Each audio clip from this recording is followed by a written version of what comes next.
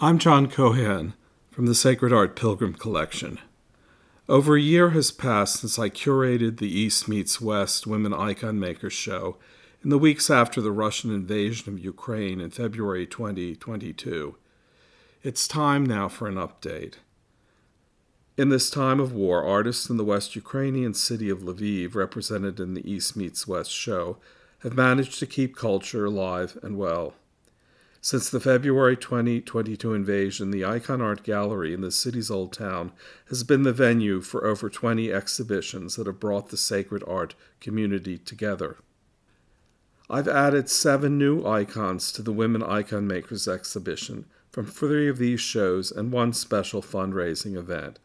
They bear powerful witness to the ways Ukrainian artists are dealing with the horrors of the conflict without losing hope for the future. So far, Lviv has been spared the mass destruction in other parts of Ukraine, but exhibits at the Icon Art Gallery turned into Art in the Dark shows, where visitors looked at displays with illuminated smartphones during the rolling blackouts caused by Russian missile strikes on power plants across the country. In a modern spin on the biblical theme of turning swords into plowshares, the Lviv Gallery asked 20 artists to create icons on panels taken from ammunition crates for a fundraising auction in February 2023 at the Ukraine House in Washington, D.C. In the Natalia Rusecka painting Attack, now on view in this exhibition, the artist turned a plank from a dismantled ammunition box and 2 wood supports into 2 contrasting artistic visions.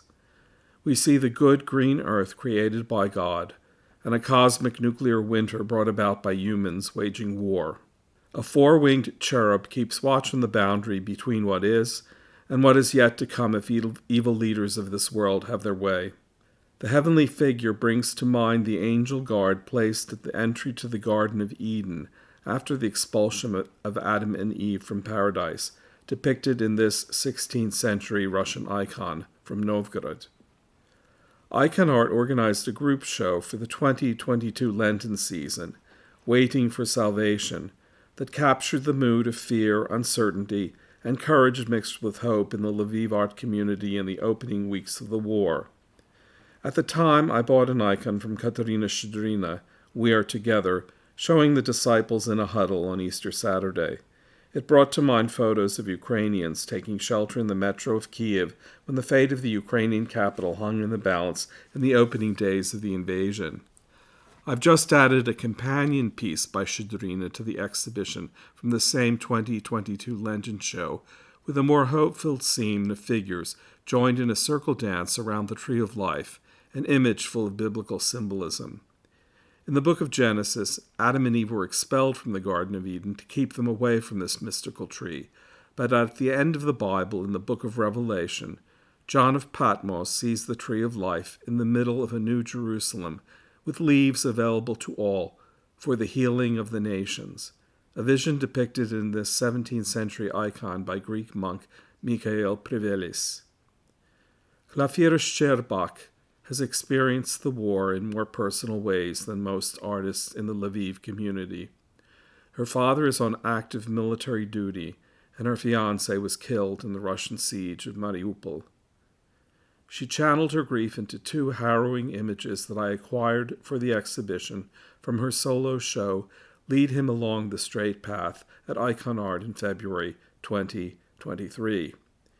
Sherbak's icon, You Can't Catch My Soul, draws inspiration from Christ's words in Matthew 10:28, not to fear those who kill the body but cannot kill the soul. It is an image in defiance of the forces of death and destruction in her homeland, affirming that no matter how many Ukrainians the invaders may kill, they will never destroy the spirit of the nation. She has set her symbolic scene of a winged being breaking through a confining wire net in an abstract landscape after battle that brings to mind photos of the war-ravaged Kiev suburb of Bucha. There are 2 Christ-like images in this icon. They copy Shcherbak's variation on an Eastern Orthodox iconographic prototype known as the Christ not made by human hands. By putting the face of Christ on the soul seeking to find Christ, She reminds us how humanity was originally created in the image of God.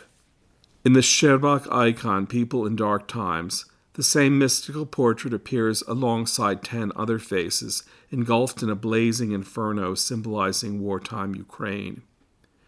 The image brings to mind the story in the book of Daniel of the 3 Hebrew youths, Shadrach, Meshach, and Abednego, who were cast into a fiery furnace for refusing to bow down to a golden image of the Babylonian king Nebuchadnezzar. When the flames did not consume the trio, the king released them, saying he had seen a 4th face in the fiery furnace, like a son of the gods, a figure traditionally represented in iconography as an angel, as we see in this manuscript page from the 13th century Armenian illuminator Toros Roslin. Sherbak offers a different interpretation of the mysterious 4th face.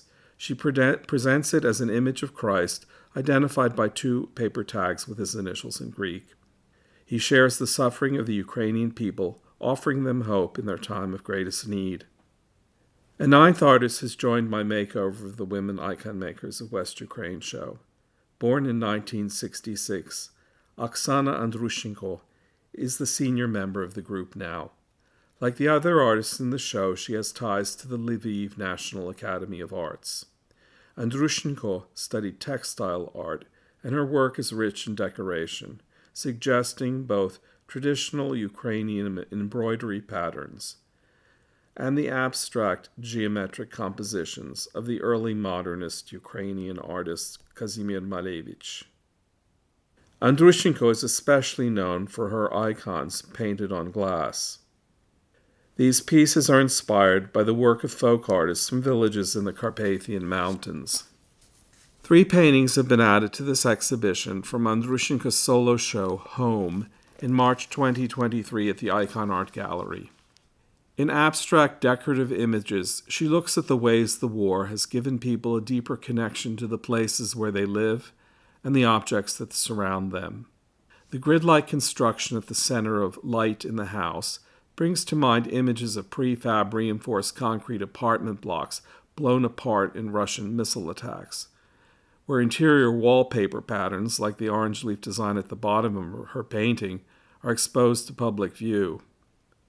The title, Light in the House, celebrates times when electricity was restored after the blackouts, but also refers to a special aura the artist sees in personal objects rescued from wartime rubble.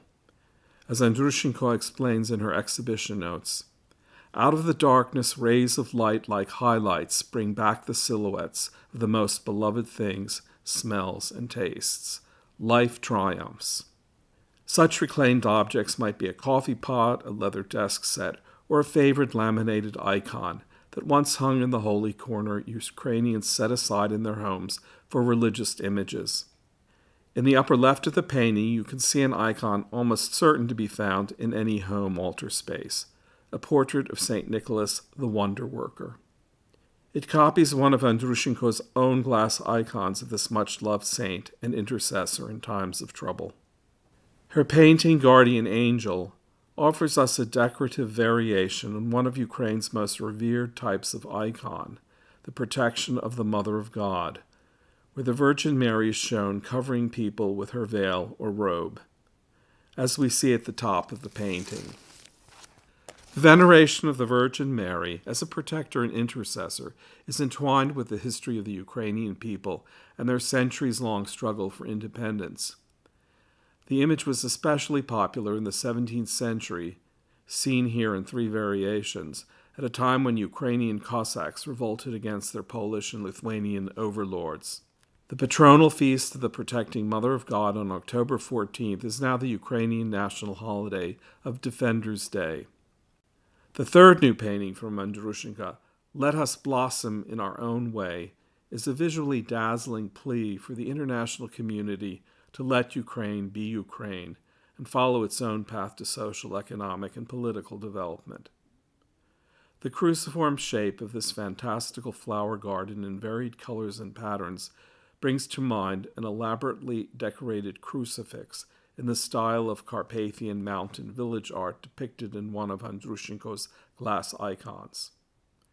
Her call for Ukraine to blossom looks ahead to a time of peace, when quite literally, The fertile fields of her homeland will be cleared of mines and war debris and grow crops once again to feed the world.